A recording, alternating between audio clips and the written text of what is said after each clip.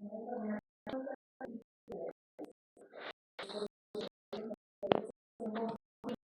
como otras enfermedades de tipo de como cuáles, incluso como cuáles,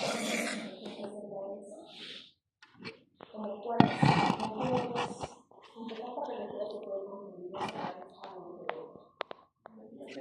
con antibióticas y las prácticas iniciales. Pero vamos a ver que no es la única forma de presentación de la gota. Entonces, conocemos que la gota es una enfermedad de tipo inflamatoria, es una fibrosis por la inflamación secundaria a los depósitos de cristales de adenosol, que se deposita tanto en las articulaciones como en tejidos blandos.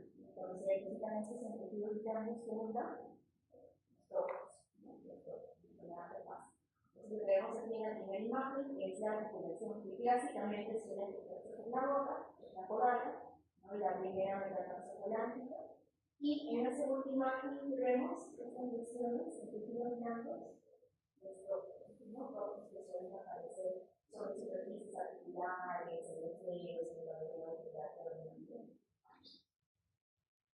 ¿Qué más podemos decir de esta enfermedad? Esta suele aparecer en relación a los valores de ácido úrico elevados, aunque no es un factor condicionante. O sea, ¿puedo tener un paciente con gota y ácido úrico en valores normales? Sí. Entonces, no todo paciente con gota va a tener ácido úrico elevado.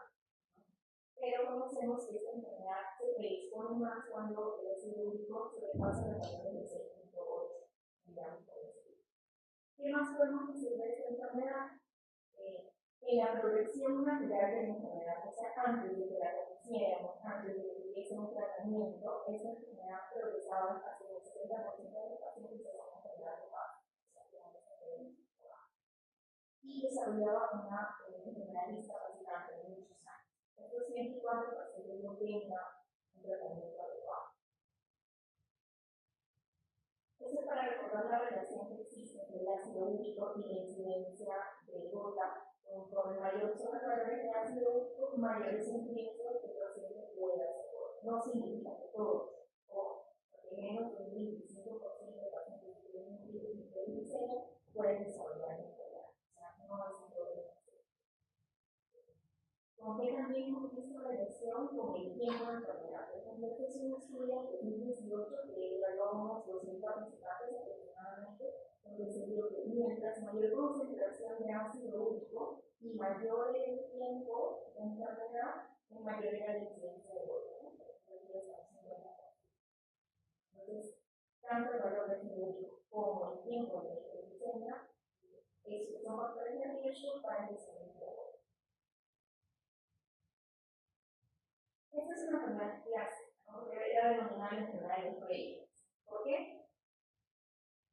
Por lo que tiene en imagen. ¿Por qué? Y es como para que se acuerden y nunca se olviden de la gota. ¿Por qué la gota sería la enfermedad de los reyes? Porque eran personas que tenían para comer de todo, para tomar cerveza, para comer carne, no hacer nada, ¿no? ¿Qué te parece? A él dice, no, yo estoy en la semana de la medicina, igualito. Entonces, ustedes, por ejemplo, o nosotros, ¿no? Somos personas que pueden tener factores de riesgo para hacer problemas metabólicos y dentro de ellos, no voten. Personas que están en sedentarismo, que tienen buen estrés agregado, nariz, que toman cerveza, y sobre todo en los varones, hombres con una mayor incidencia de gota. La epidemiología varía de acuerdo a la localidad, de acuerdo a los países, es variable.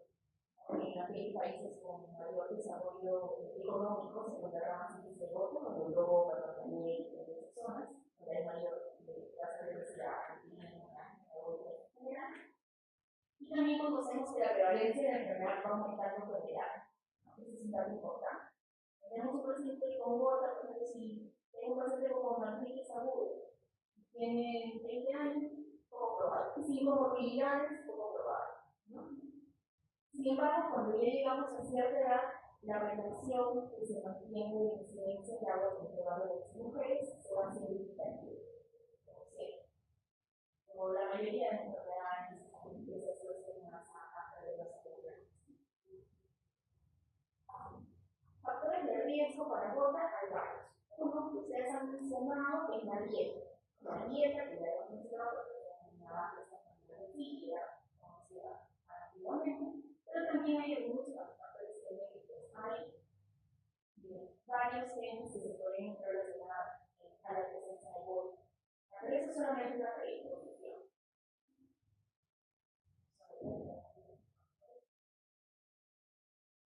Por ejemplo, dentro de los genes, los que vale la pena resaltar son los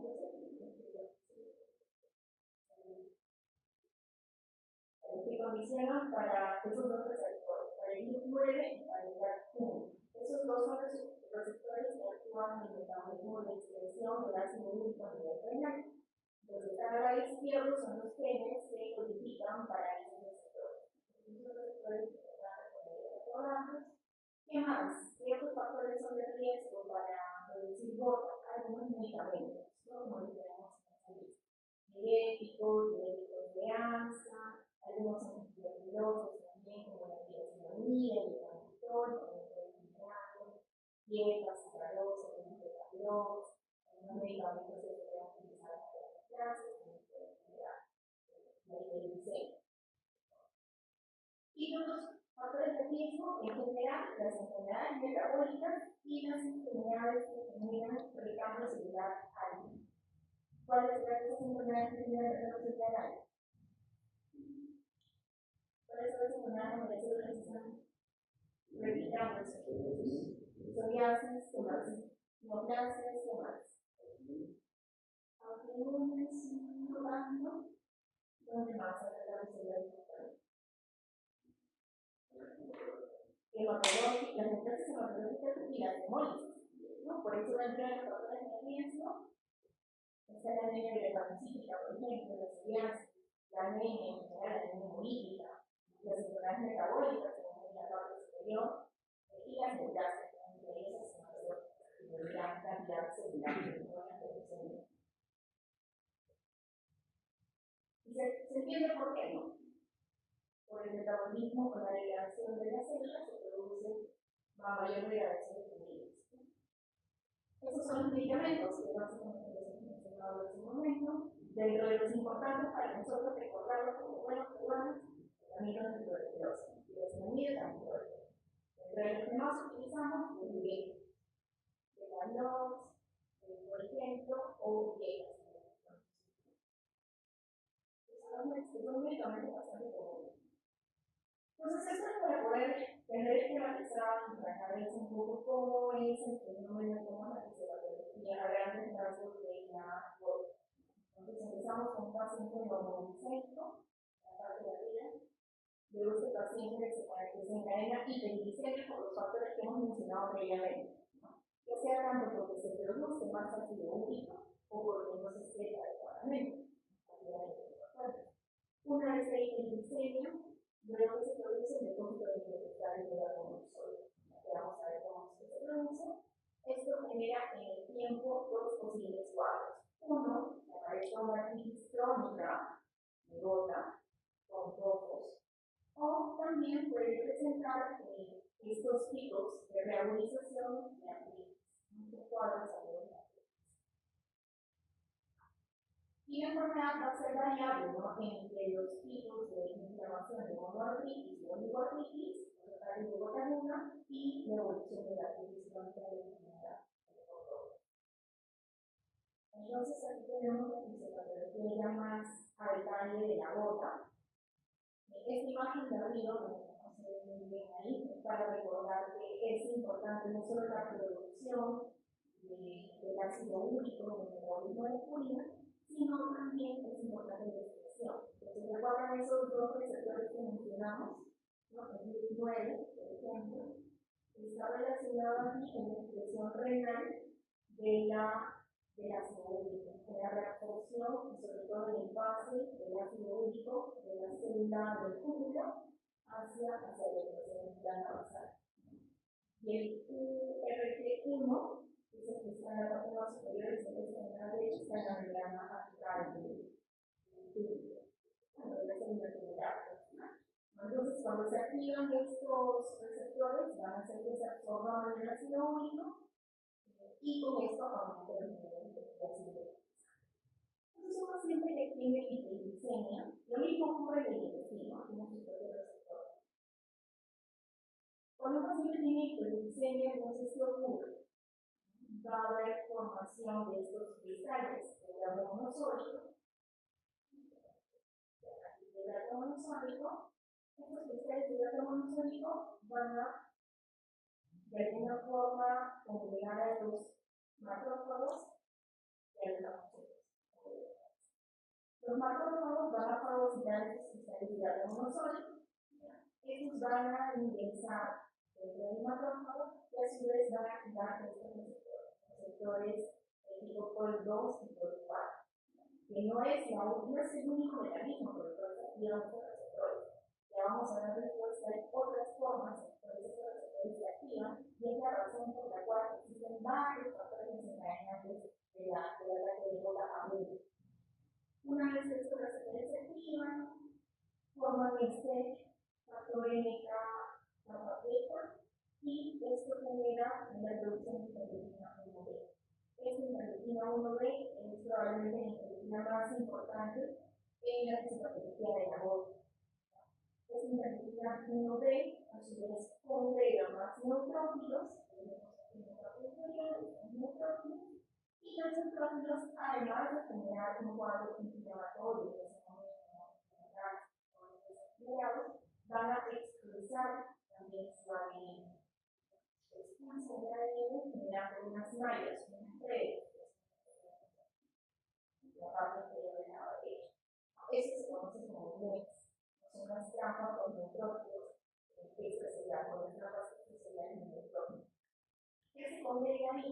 El ADN de los neutrófilos asociado a algunas citoquinas proinflamatorias y asociado a los cristales de grado monosódico.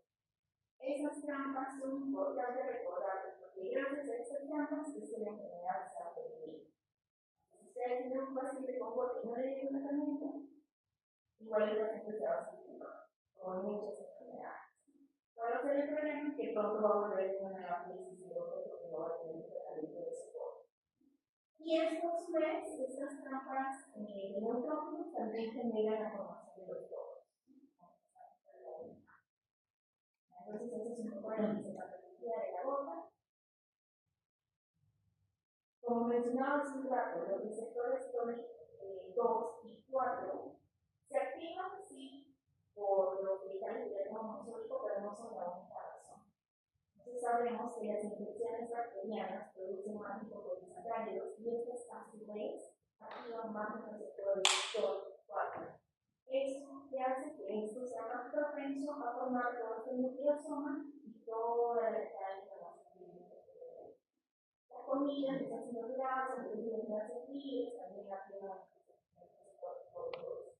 Entonces, esa es la razón porque cuando un paciente con gota tiene una infección, por desregula su dieta, se activa nuevamente la enfermedad y hace un cuadro de artritis. Y finalmente aquí hice el artículo para que recuerden que con su intervención o sin su intervención, la crisis de gota aguda va a terminar. Gracias a qué? A los NETs. Estos NETs atacan, atrapan algunas moléculas proinflamatorias y eso hace que la inflamación se apague. Y al mismo tiempo se libera algunas proteínas antiinflamatorias. Bueno, esto es un poco más de lo mismo. Y ahora sí vamos a la parte clínica. Entonces, como retomamos, parte clínica, brotes agudos y enfermedad crónica. Entonces, vamos a dividir la clínica en tres etapas. Entonces, agudos de gota, la gota crítica, que puede pasar en el cuadro agudo, y la hipotensión y otras formas menos frecuentes de gota. Entonces, ¿cuál es la historia natural, la historia clásica de un ataque de gota agudo? ¿En qué momento el día empieza? Predominantemente en las noches, ¿no? ¿Qué articulación se compromete frecuentemente? El tipo caporal. ¿Y quién se ataca? Sabemos. Este cuadro agudo llega a su pico máximo el día 2004, 2 a 24 horas de inicio cuadro suele ir acompañado de dolores, o sea, una sensación de malestar en la respiración, y es un cuadro bastante agudo. Predominantemente se genera artritis en los miembros inferiores. Es muy raro que se genere inferior. La podal, la más clásica, la más frecuente también, pero hay que considerar otras articulaciones como la rodilla, por eso se le diagnóstico de la misma práctica se rebota, que se presenta más en la rodilla y la rodilla. Ahora, si tengo un paciente con monoartritis y leucocitosis, fiebre, como han tenido ustedes su caso clínico, sabemos que es solo artritis séptica, la cosa inflamatoria, en el cuerpo. No. ¿Por qué? Porque la gota, la pseudogota, ambas pueden generar también un patrón inflamatorio, sistémico. Entonces, es importante recordar que vamos a encontrar también los efectos con fiebre, con leucocitosis, no significa que necesariamente tenga infeccionalidad.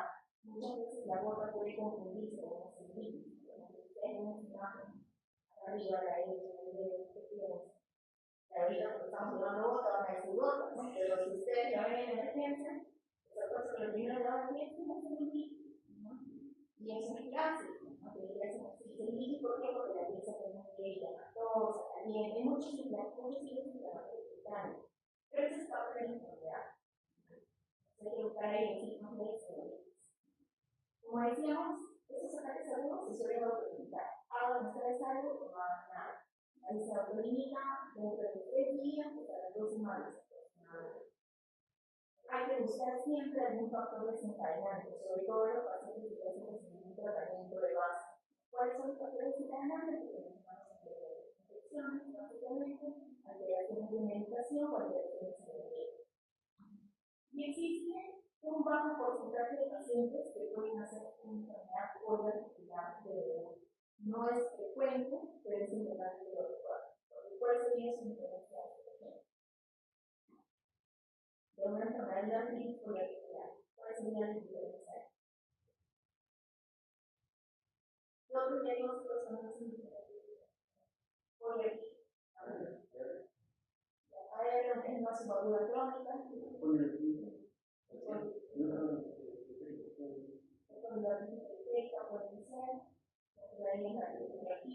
Pueden ser,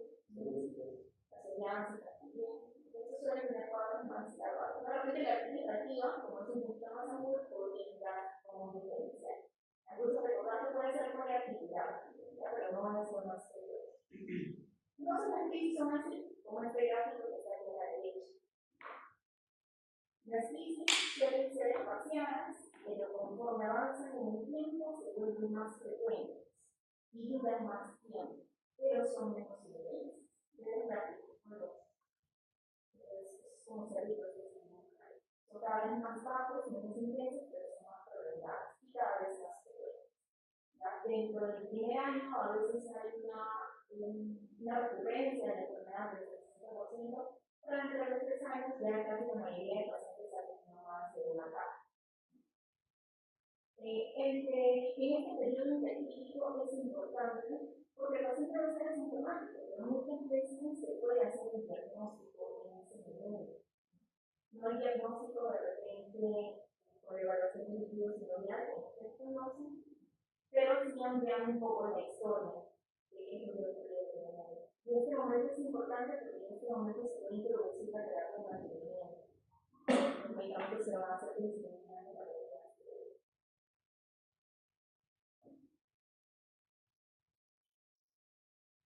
La otra fase de la enfermedad es la otra fase, la presentación de los ojos, que como dijimos puede estar en pabellón articular. Son nódulos subcutáneos que a veces pueden sobreinfectarse también. Algunos pueden secretar material blanquecino en forma de una tiza, como vemos aquí. Suelen estar sobre las superficies articulares, sobre algunos tendones, también algunas superficies expresores. También hay que recordar la literatura zonas anormales, atípicas, de todos, como por ejemplo en las válvulas abiertas. No solamente en lugares donde podamos ver, sino en lugares donde no se. Pero bueno, son reportes de casos, no son casos más raros. La presencia de estos topos suele desarrollarse en enfermedades que ya son crónicas, ¿no? Pacientes que tienen más de 10 años de enfermedad.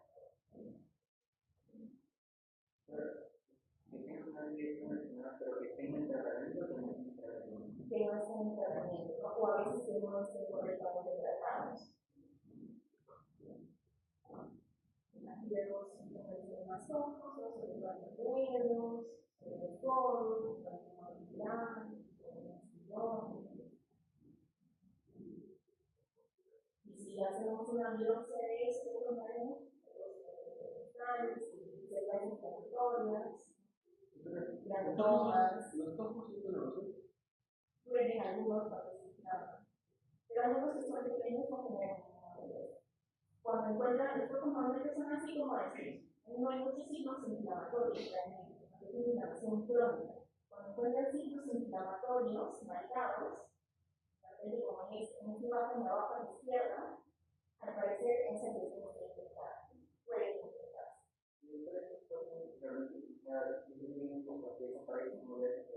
No, no difícilmente es por eso lo que hay que evitar es que el paciente llegue a esta enfermedad crónica. ¿Cuáles son las presentaciones clínicas? O sea, las presentaciones clínicas cinematográficas que pueden por ahí diagnosticar. Puede haber pacientes que lleguen directamente con topos, con una enfermedad crónica y que nunca hayan tenido brotes agudos de dolor. Podemos encontrar también un brote integrador de correa angular, como mencionamos, o artritis en pequeñas articulaciones, que es muy bien la osteoartritis, o un crecimiento atípico de este dolor. Y estas presentaciones clínicas son más frecuentes en aquellas personas que tienen menos incidencia.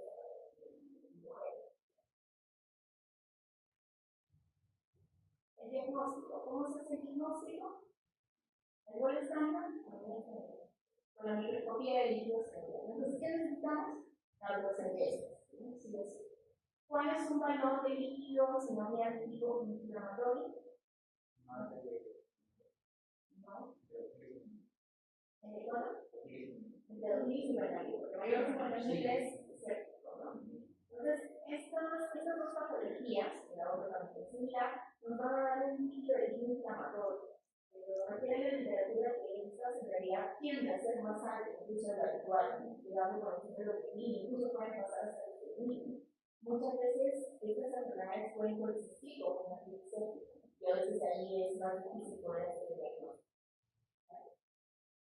Tenemos aquí los cristales de granulosómico. ¿Cómo son los cristales de granulosómico? En forma de agujas.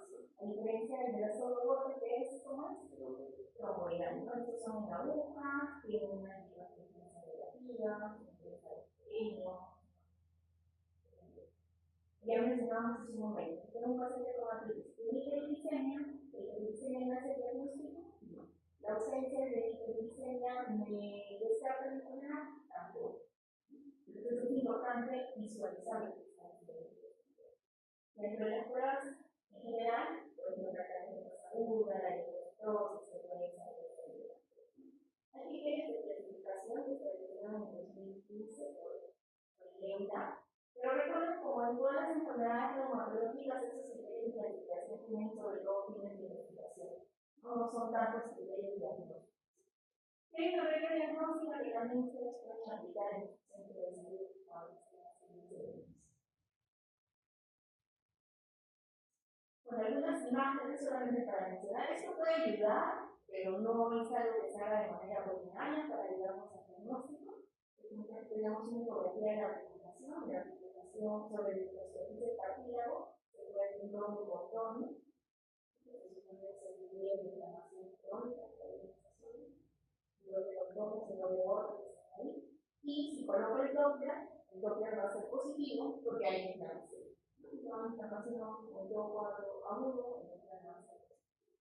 y también en otras imágenes, en radiografías o tomografías, podemos ver los depósitos digitales de la conmoción. Esta es la diferencia de clasificación en 2015. Esto básicamente con fines de investigación convencional. El criterio de entrada, tenemos aquí arriba, no se haya tenido alguna vez inflamación o alguna articulación, y el criterio suficiente, o sea, que llaman síntomas, al visualizar la presencia de la conmoción. Si ven, esta tabla sintetiza un poco lo que conocemos de la enfermedad. Entonces, si hablamos, por ejemplo, de articulaciones o el patrón de distribución de esa articulación, queremos que tiene más puntaje si se está comprometiendo la metatarsofalángea, la metatarsofalángea de la rodilla. Si compromete algunas otras articulaciones de repente más pequeñas o tiene una presentación molecular, el puntaje se va a hacer, será mucho más elevado. Bueno, más o menos lo que nos induce a una luego también la característica de los síntomas, si es que la articulación se acompaña en el tema, si tiene mucha sensibilidad al tacto, por ejemplo, o si genera mucha dificultad para la alimentación. Mientras más síntomas hay, más mayor es el contacto. El tiempo y el curso de la enfermedad también es importante. Si es que, por ejemplo, este cuadro agudo se ha desarrollado y el máximo en relación con 4 o 12 horas, puede orientar eso a la enfermedad. Este cuadro es así, que ya conocemos. Si la resolución de los síntomas aparece a las 2 semanas, puede ser en un sentido enfermedad también, es una característica más que apunta a este otro. Si la resolución es completa, también. Entonces, si encuentro yo todas estas características, y la presencia de todo, ya sea clínicamente o externamente. Un puntaje mayor a 8, sumando todo ello, me orientaría a que el proceso de realidad clasificaría. Y este es un escote práctico que es más para la medicina de primer nivel, ¿no? Porque todos en cuenta que conocemos de la enfermedad, los factores de riesgo, claro, un ataque previo, afectación de la primera articulación cardiovascular, inflamación en un día, el tema sobre la articulación, presencia de comorbilidades y un ácido úrico simple que hay en cualquier laboratorio. Entonces, teniendo en cuenta ese puntaje, a mí también me puede orientar hacia el diagnóstico de la enfermedad, no sobre todo para el nivel de atención, porque no se puede hacer estudios. Dentro del manejo de la enfermedad, la primera línea va a ser los movimientos del proyecto, como en todas las enfermedades. Al menos debemos distinguir todos aquellos que ya sabemos que favorecen el metabolismo, que favorecen el ácido úrico.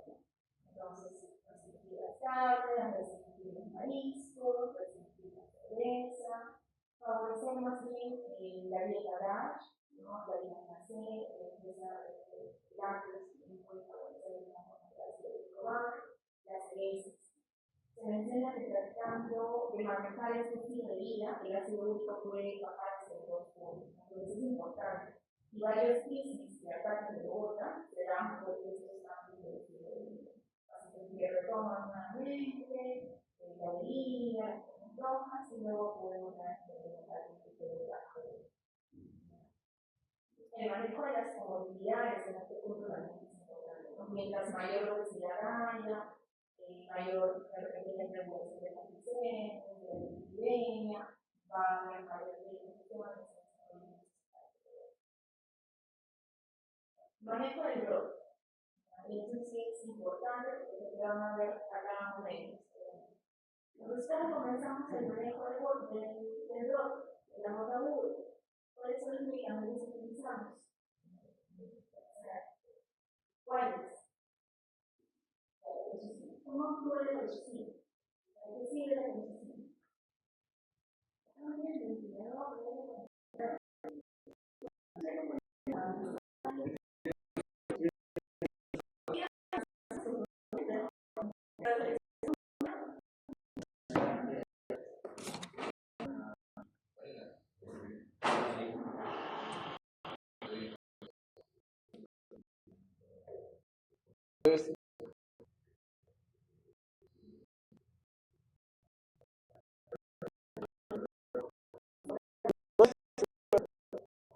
Yo no.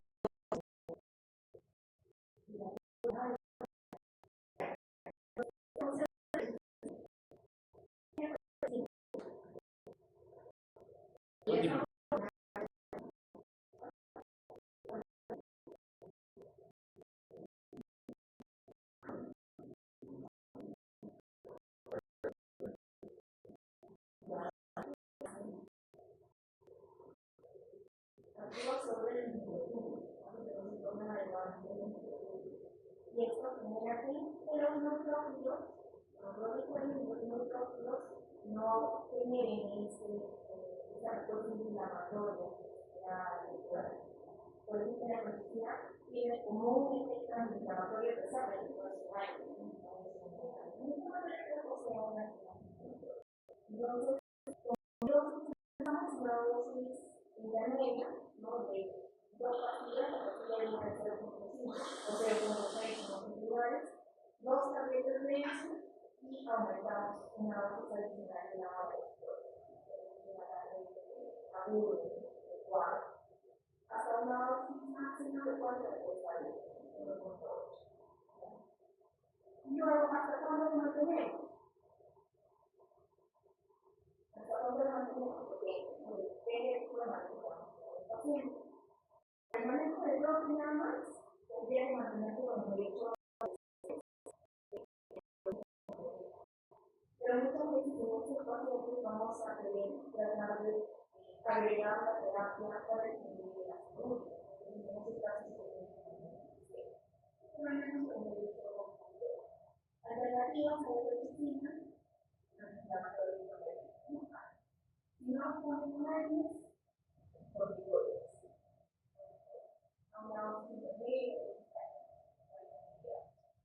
Cuando el tratamiento o la enfermedad es muy particular, no vale la pena darle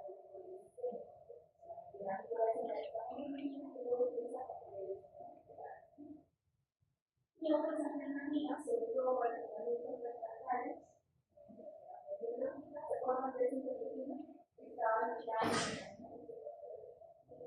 en un modelo. La teoría mentira, específicamente para un modelo,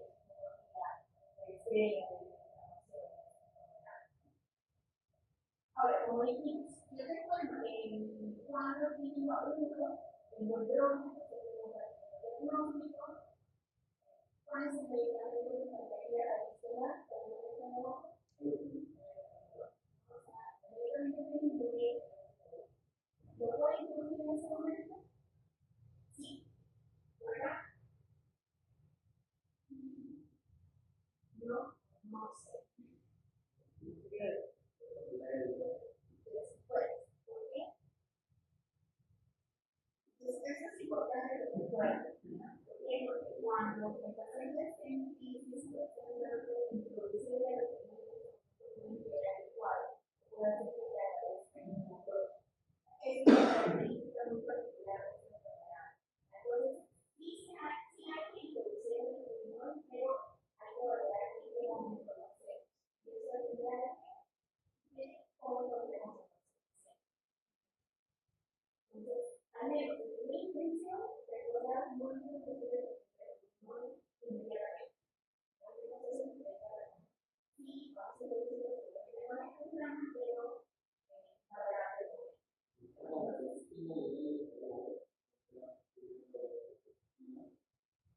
A veces, cuando es muy intenso el dolor, simplemente la medicina puede ser muy intensa. Pero recordando la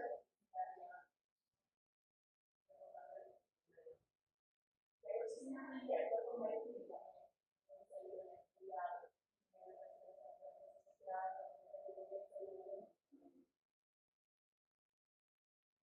Nos centramos aquí ahora en la terapia de reducción neural, especial del retinol. El retinol no es el único medicamento que tenemos, pero sí es el que está más normal. Y lo que donde actúan unos 5 puntos de mecanismo de acción de los 3 medicamentos que estamos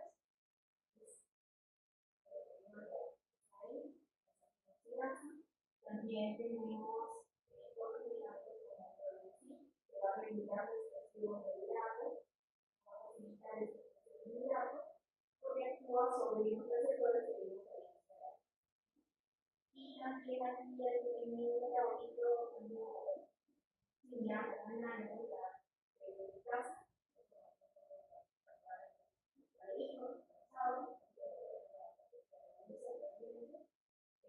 que va a metabolizar también, no se va a facilitar el paso de hidrato a la luz.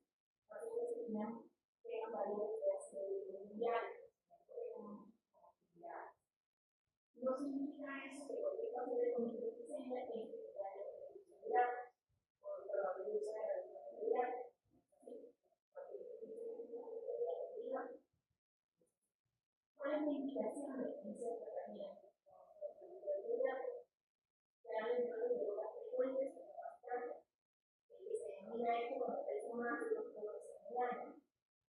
La bota como enfermedad crónica, sobre todo aquellos que les traen 3, 4, 5. La evaluación o el diagnóstico de los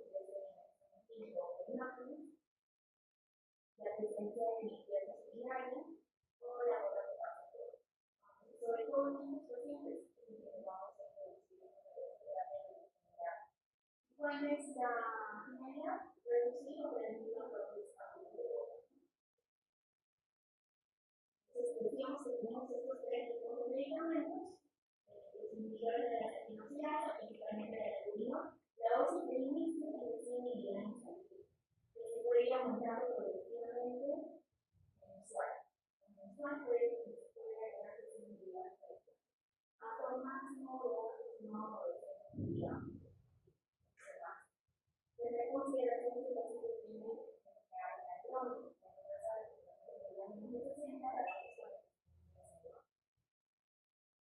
es el tratamiento de inmunología, el recurso es una alternativa, el mecanismo es similar al anterior, pero con mayor indicador. Dentro de los fármacos tenemos que actúan sobre el niño favorecimiento de la situación de la ansiedad. Por ejemplo, el probenecid actúa sobre el reactor, solamente uno de los receptores que hace reabsorber el ácido úrico a nivel del fluido personal.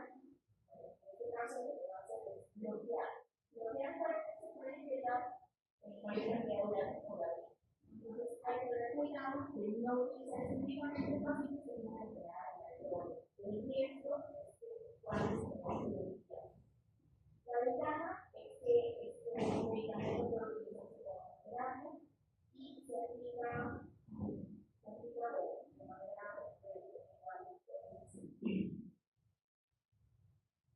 y la última alternativa es la filtración combinante, que es la infusión de medicamentos si es un poco más funcional, pero básicamente se restringe para que una otra teoría y que no convenien con los medicamentos que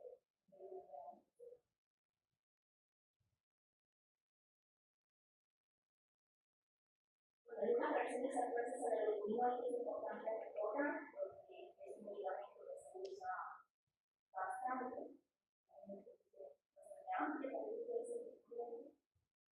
una de las principales reacciones adversas es el dolor de huevo. Si introducimos al paciente terapia de disminuir el ácido úrico, hay que recordar que necesitamos dar una terapia alterna, entonces, para disminuir el riesgo de un brote de huevo. ¿Cuál será esa forma de prevenir el brote de huevo? Nuevamente la toxina de los años.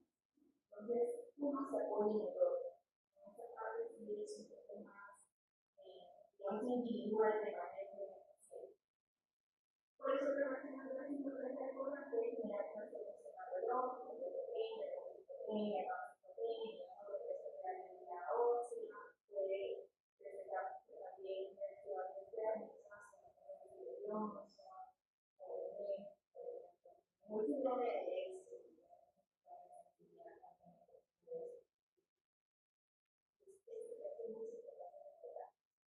Yo voy a introducir este tratamiento de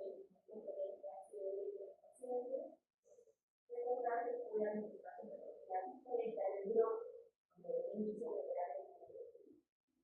¿Y cuál es la profilaxis? Al enfermo o hasta cuándo, hasta que el paciente llegue a los 90 y meses después de, o sea, de 3 a 6 meses después de que el paciente llegue a la normalidad. Debemos entender el rango que se puede dar un tratamiento de profilaxis en la severidad de la paciente. Cuando se ve una enfermedad de base, tendría que ir con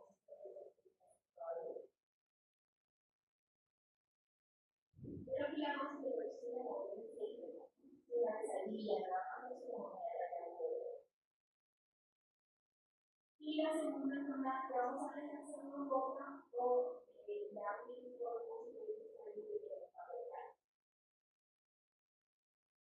esta tiene similitudes con la boca.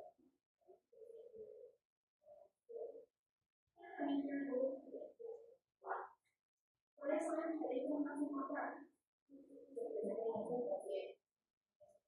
adultos mayores.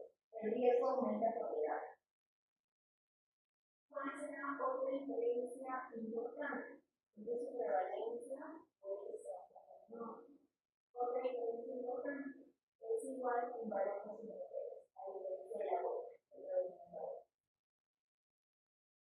Hay diferentes de la enfermedad, o sea, pueden manifestarse con distintas clínicas, desde una versión asintomática hasta cuadros de sobrevota, cuadros agudos de inflamación de artritis, o un cuadro crónico de artritis que puede simular a veces la osteoartritis o la AE.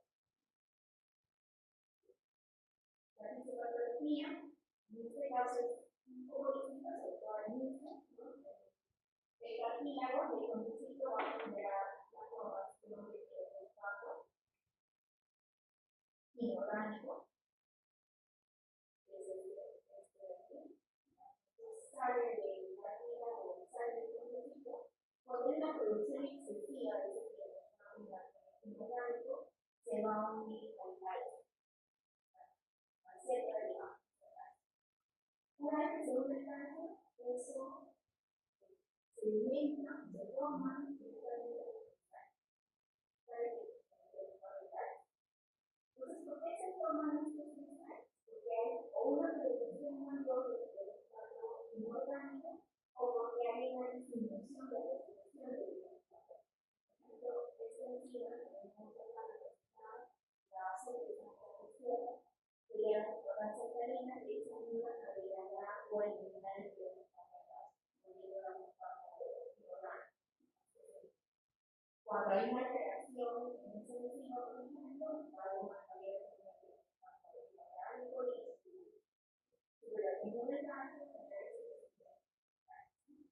los cristales que están normalmente en la superficie del cartílago o en líneas que es toda la parte rosada, cuando salen a la entrada sintonía, en la entrada o hacia la sintonía, hay una tentativa de inflamación. Y el mecanismo de inflamación es similar a lo que hemos visto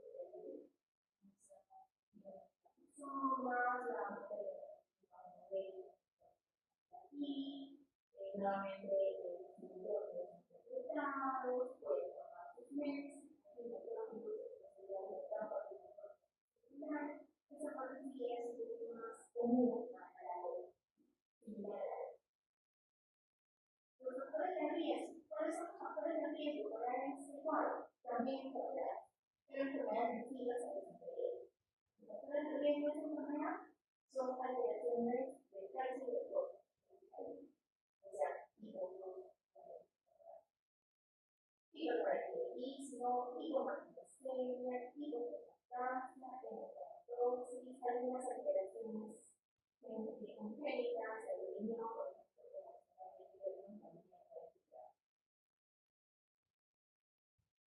a veces puede haber asociación con la boca. Pero puede presentar un paciente ambas patologías. Entonces, la clínica, distintas formas de clínica, pueden presentarse con artritis aguda, subaguda, y puede autolimitarse con días, la principal articulación, la de acompañada de otras articulaciones y las constituciones similares a cuadros de piel, fríos, anorexia. ¿Y cuáles son los factores especificados? Algo parecido al anterior, algunas cirugías, traumatismos, tener liberación de los cristales, o algunos medicamentos que tengan influencia justamente sobre la formación de fósforo de calcio. La clínica, dijimos que es un espectro bien variable. Entonces, para que más o menos lo recuerden, puede presentarse como una pseudoartritis, o sea, con un nicho de articulaciones pequeñas, medianamente simétricas, pero por la presencia de estos depósitos de cristales que vemos aquí. Esto es similaridad. ¿Es similar?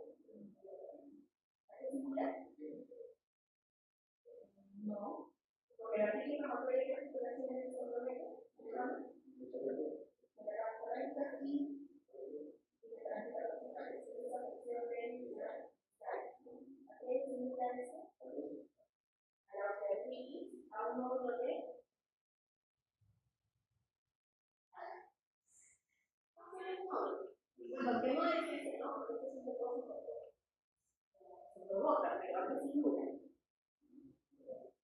¿Cómo es que?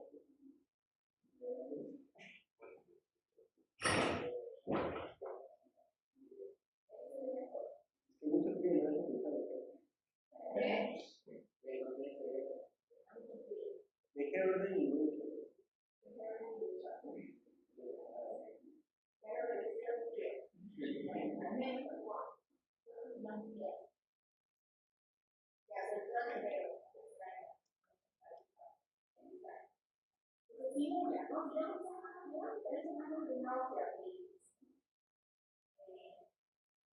Necesitamos algunas otras pruebas de una imagen que vamos a ver después que nos ayuden a medir el funcionamiento.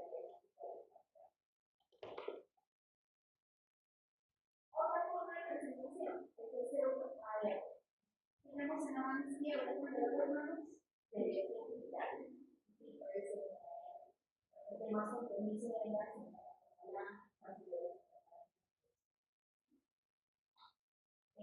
también se tiene una presentación medianamente simétrica, pero es menos simétrica que la ADN. Difícil de poder visualizar. Puede generar un trabajo de la radiografía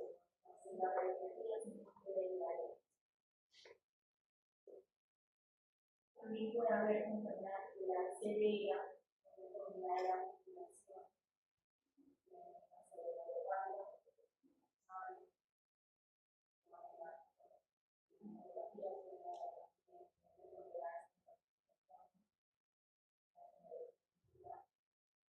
y también pueden simular a veces algunos casos de escobilación. Porque puede ser posible algunos cristales alrededor de la columna, sobre todo en la columna, generando una imagen de corona,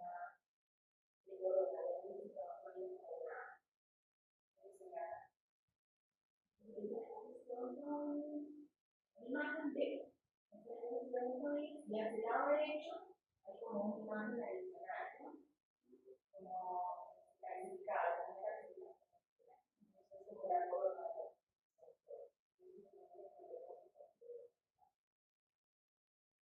Diagnóstico, biosimilar nuevamente, tenemos las inflamatorias altas, puede existir como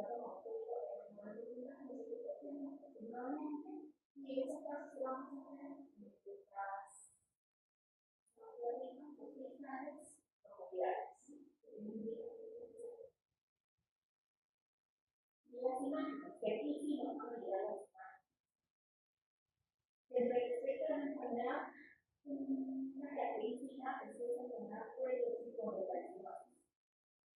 Vamos a ver acá, la primera imagen, hay clasificación del cartílago, la rodilla. No es una línea clasificada donde debería ser un espacio popular. Hay colocación. Igual aquí en la rodilla. Y aquí en las casi separadas hay y en economía se pueden iniciar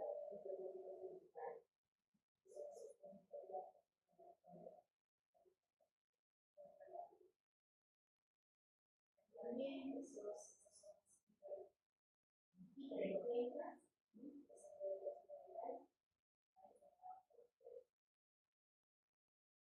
los diagnósticos al igual que el anterior lo que nos define el diagnóstico es la presencia de los pero puede considerarse también algunas clínica aceptamos alternativas tenemos sospecha de enfermedad siempre tengamos una crisis de probabilidad de circulaciones grandes de la rodilla o con cuadros similares a los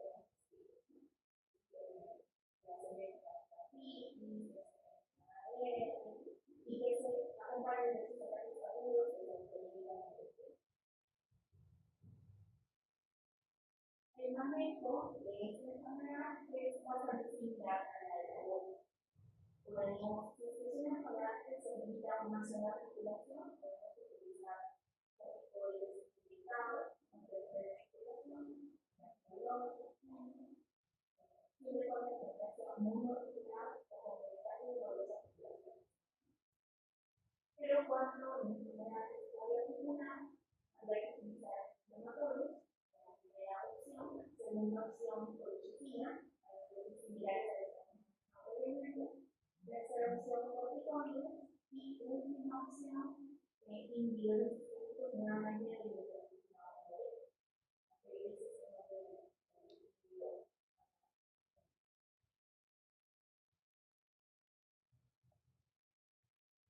sobre el tema más sintetiza lo mismo que hemos mencionado, y se puede utilizar o aplicación de una o dos articulaciones nada más, puede utilizar articulaciones inventadas, si no, pasa por finalmente coincide en algunas literaturas mencionan predominantemente funcionales y otras intercambiables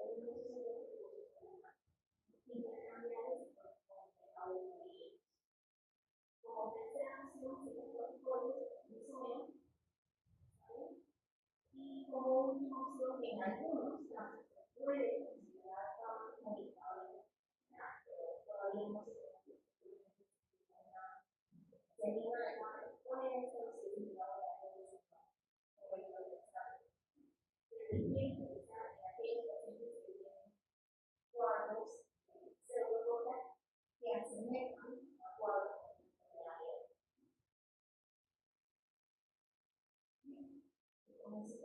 No hay una medicación para específicamente lograr el depósito de glucosa como el aborto, pero es importante evaluar las enfermedades de probabilidad y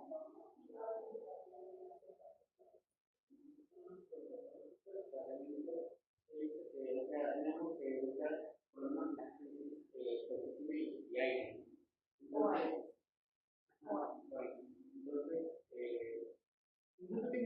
demora cuando la doctora ingeniería y todo. Se podría iniciar tratamiento si estamos en dudas de cuánto todo. Por eso les puse ese cuadro que y un paciente con la clínica característica algo obviamente de celular todavía no se puede muy bien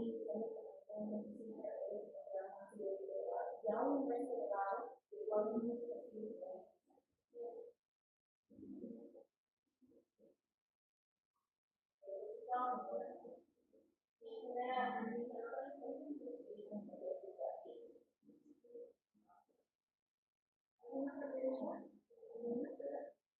Y todavía no es el soluciones que especialista de vuelta.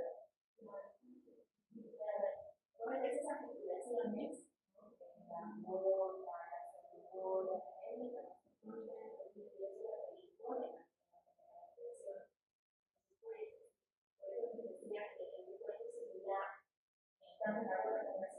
suele ser alto, por encima de los 2000.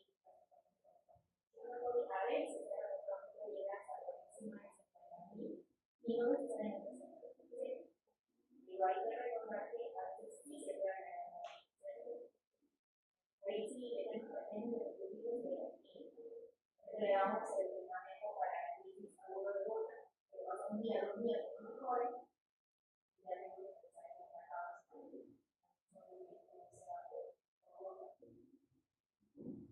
¿Otra pregunta?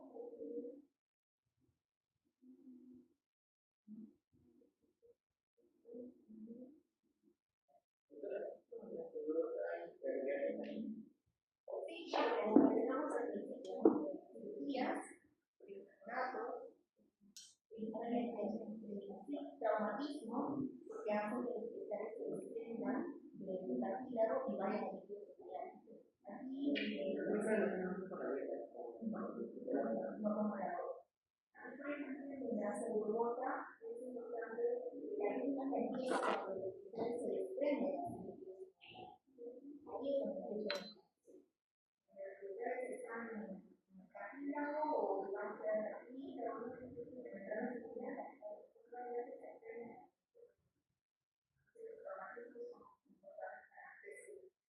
como desintegrar.